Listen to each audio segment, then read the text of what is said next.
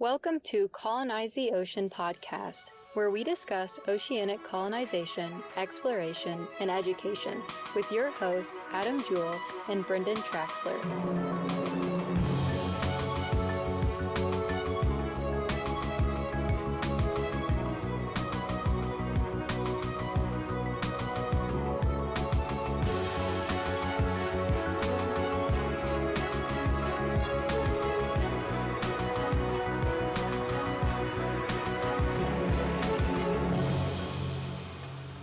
Ladies and gentlemen, welcome to another episode of Colonize the Ocean, the podcast.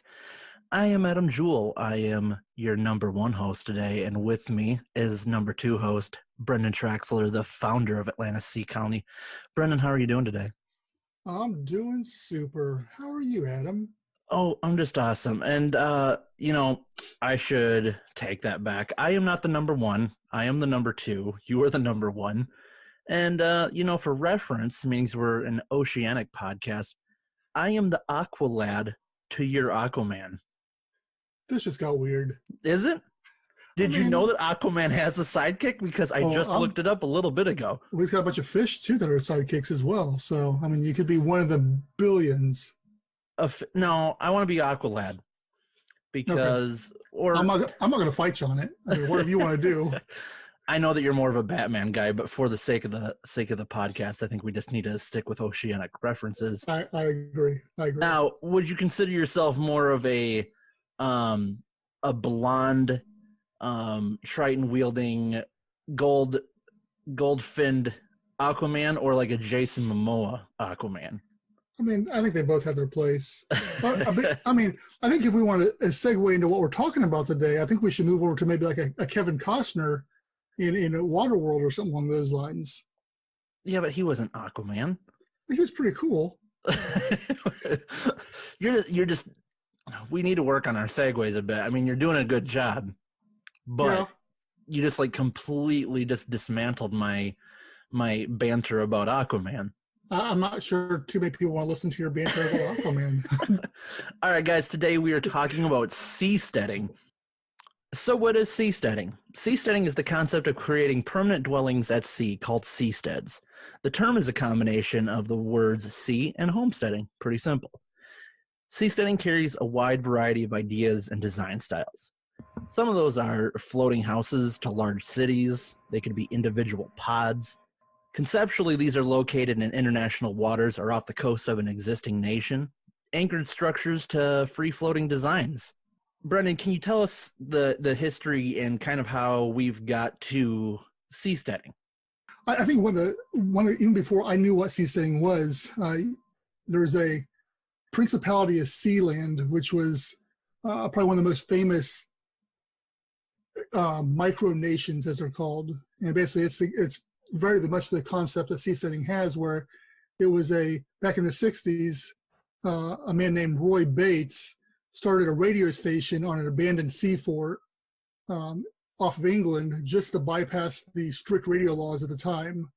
Unfortunately, that radio station fell within the international waters of England, and so therefore the English jurisdiction forced him to move to another sea fort that fortunately was a little bit further out, and he was able to declare it the Principality of Sealand. When you are talking to the seasteaders, this often does come up. To this day, it still exists, and we'll put in the show notes the website and the wiki and stuff about it. It's actually a pretty interesting read. So that's probably one of the furthest back ones. There are also, around the same time in the late 60s, in the in the Adriatic Sea, the Republic of Rose Island started up. Unfortunately, it didn't last very long. It was basically a big commercial platform, but the Italian government at the time thought that it was more of a way for these individuals who were living there to get by without having to pay taxes. So the Italian Navy confiscated and ended up destroying that at the end of the 60s. Those were the two of the bigger ones. There were some other smaller ones that have been tried but haven't really been of any notoriety. Also, oil derricks and other station platforms have also been looked at in the past, and even to this day, they're still thought of as a potential for a seastead possibility. You mentioned the Principality of Sealand. Now, do you remember a few years back there was a guy that was on, and you'll have to correct me on this, he was like kind of on a seastead or one of these like oceanic platforms where he was like running an online casino or gambling business. Like, is that ringing a bell? Like, because I kind of remember this, but maybe you might know more. That does ring a bell. I don't remember if it was off. Man, I don't remember.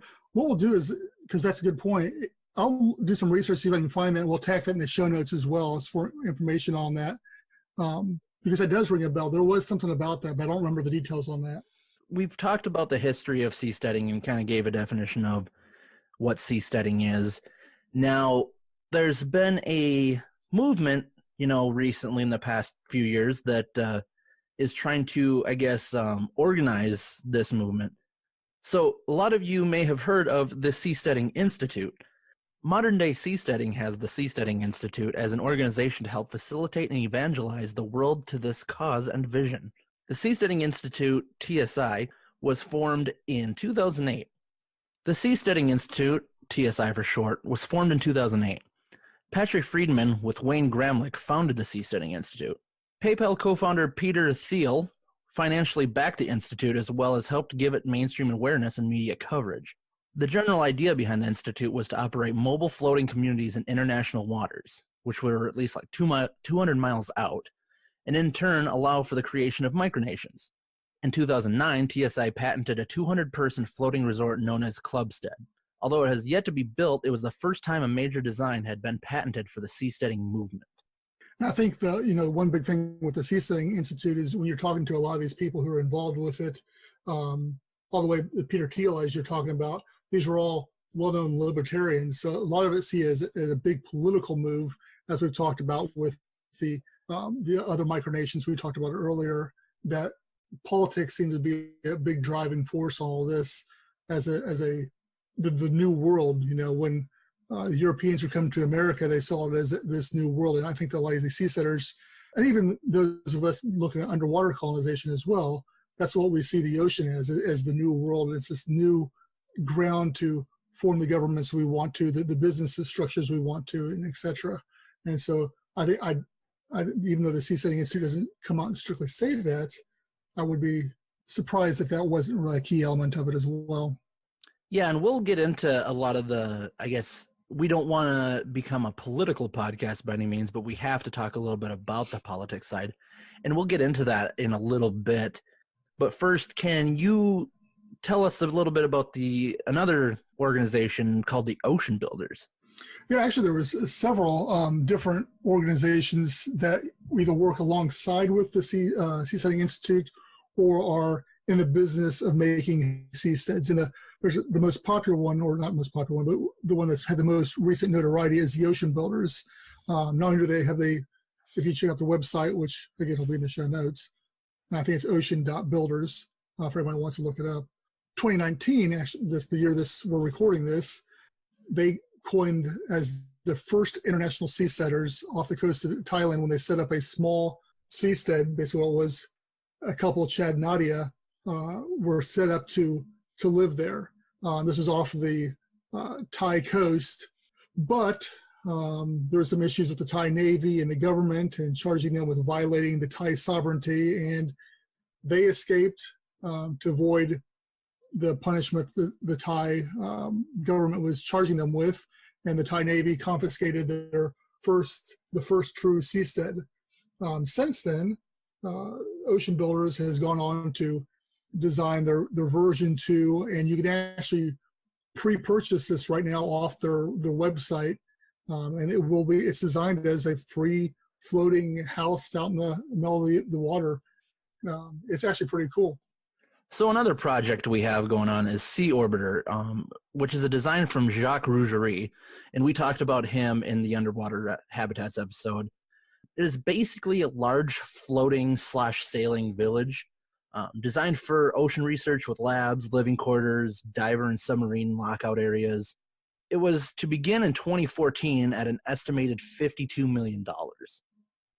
You could do a lot of stuff with $52 million. Yeah, and I mean, once again, that's another topic we can jump into as well. Is just the amount of money that is dedicated to these kinds of projects, whether it's government funded or privately funded, whatever it is, and just how it can be used and what kind of things we can manage with that kind of money. I mean, you see that with any type of exploration. You look at space, how much it costs. I mean, that's always been the factor that's held everything back was the almighty dollar. At the end of the day, the technology and the willpower may always be there, but it's who's going to foot that bill. Right. Another one we can talk about real quick is Blue Seed, which was proposed as a floating location off of Silicon Valley, so that startups and entrepreneurs could have a visa-free location to work and live. But unfortunately, in 2014, it was placed on hold. But once again, and I think we can start kind of getting into these topics, but in 2014, like we said, it was placed on hold. But one of their goals with this was to have a visa-free location to be able to do some work. And this kind of goes with what we're trying to accomplish with Atlanta Sea Colony, is that you have to deal with politics, you have to deal with real estate, and just there's so many barriers that you have to cross, and meanings that, like you said, this is tied in with exploration, really, that it's hard to, there's not just forms and stuff to fill out to do this kind of thing because it's something that's not being done.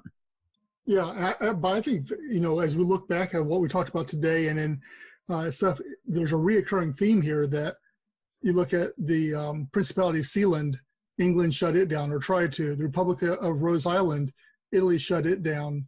Ocean builders, Thai shut it down. The governments don't want this. They don't want to lose that power and allow this new form of government, per se, whether it's libertarian or whatever government. And that's the whole thing about this, is that if you don't like the kind of government, you can make a new seastead, or you can make a new, or for our sake, a new underwater habitat and create a whole new government or colony or whatever around that type of government. It's the freedom to do what you want to do that I think is something else that holds people back, because the governments don't want that to happen, per se. And with that, asked you before, and maybe you can refresh my memory, but when does international waters start? Isn't it like 13, 14 miles off the coast? Yeah, and so that's what with Chad Nadia with Ocean Builders, that's the issue they came into, because I think they were right on that. Depending on how it was measured, and that was where it came into, they were 14 miles off the coast, so they were technically in international waters. But I think it was, depending on how it got measured, determined how far out they were and all this. But yeah, you're right. 14 miles is usually designated as international waters. So therefore, you're free from the jurisdiction of the country closest to you. Well, I think we need to put air quotes around that, because I don't think that a lot of countries really acknowledge that rule. I mean, there was, and like I said, we want to kind of tiptoe around the subject of politics just because we don't want to upset people based on what their beliefs are, I guess, in politics. But there was, and it still is, I believe, a deal with, or controversy with China about international waters for like oil purposes, and like where they're setting up platforms. Like there's a lot of controversy on if they can do that because it's in international waters, and they're basically saying, yeah, I don't care. But once again, like I said, it's up to really the country how they want to acknowledge those. And with you mentioning Chad and Nadia, that could have just been a move by the government to just say they don't want it near them. They just want to be stern about it, however you want to do it. And with that, like I keep saying, we want to be careful how we mention politics just to not get anybody worked up. But Brendan, you made a really good point about how with a lot of this stuff, seasteading and colonizing the ocean, like we're talking about, a lot of it stems from people with libertarian beliefs, or at least a touch of it, where we want to be able to work outside the guidelines, I guess, or work outside the politics, just to be able to do these kinds of things. And I think you'll see that as a common theme with a lot of people. I think you'd agree with that. Yeah, I say, we keep on talking about the libertarian thing, but I mean, it goes for any, whether you're Democrat, Republican, socialist, communist, whatever you are. it gives you a platform to create that test government outside the two-party system, out here in America at least, and it gives you that freedom to, hey, let's test this and see if it works. And once again, it's a playground to test either all different types of technologies and healthcare, you name it, outside of the auspices of a government. Yeah, we see a lot of issues that become political issues. What kind of resources we can harness, what kind of research we can do, and a lot of that can be, held up in courts, in sessions, and whatever you want to call it, that might hold progress, based on whatever you're trying to accomplish. Whereas, if you're in international waters and territory that's not claimed by anyone, you don't have to answer to anyone to try new things, to maybe try new types of energy sources, to try different types of agriculture, and with our case, being able to figure out different types of agriculture, underwater agriculture. But passing the political part, I mean, we have another issue with real estate.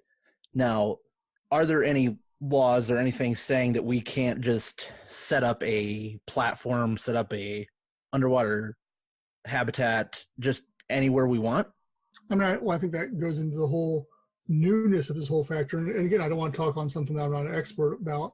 And I think that with all these subjects that we talk about, we want to try to get people on that can talk to it and give a more expert approach to it. But I will say that a lot of these things we're dealing with, whether it's above or below the ocean, is they're not that established. The only thing that's been out there doing this has been oil derricks, and most of those are owned by a private company, that's landlocked. So they've set up some precedents and some rules, but to answer the question, there's a lot of gray area to it that is still being hammered out and still trying to be decided as well. So in short, I mean, we realize that we have a lot of red tape and a lot of unknowns that we have to kind of deal with when we want to accomplish this goal, whether it's seasteading or underwater colonization. And so there's a lot of tricky things that we gotta work together on and be able to figure out, because even though it's a business in a sense, it's also an exploration endeavor. And when it comes to exploration, there's so many gray areas when it comes to like politics, real estate, all that kind of stuff. But to give you kind of a teaser, we got on our next episode, we got Carly Jackson joining us. She's actually the host of the Seasteading Today podcast and works with the Seasteading Institute. And she answers a lot of those questions for us, and we discuss a lot of that stuff with her. And it's just an interesting subject all around. And she had a lot of insight, and she's been able to be in this business for a while. So, Brendan, is there anything else you want to tack on for seasteading? I mean, there's so much we could talk about with the Seasteading Institute and just seasteading in general. There's tons of technologies going into play. And I really, you talked about Carly. People who are interested in this and the different technologies is definitely go subscribe to their podcast. They really dive into a bunch more of these features that we just don't have time to dive into right now, and answer a bunch of questions out there for you as well.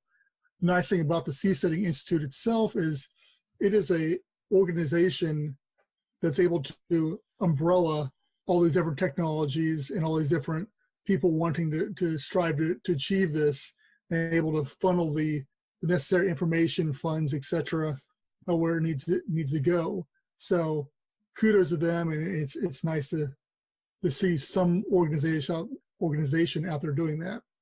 Guys, as always, you can go to www.colonizetheocean.com for more info. And if you're interested in our project that we got going on, you can go to www.atlantisseacolony.com and join us on our social media. We're on Facebook, we're on Twitter, we're on Instagram, we're even on LinkedIn, guys. So all of that is going to be Atlantis Sea Colony. So please join us there for discussions and check out what we got going on. We love to talk with you guys. We want to hear your input, your feedback, your complaints, your concerns. Just join us and, help us make all this a reality. Thank you all for checking us out and for listening once again.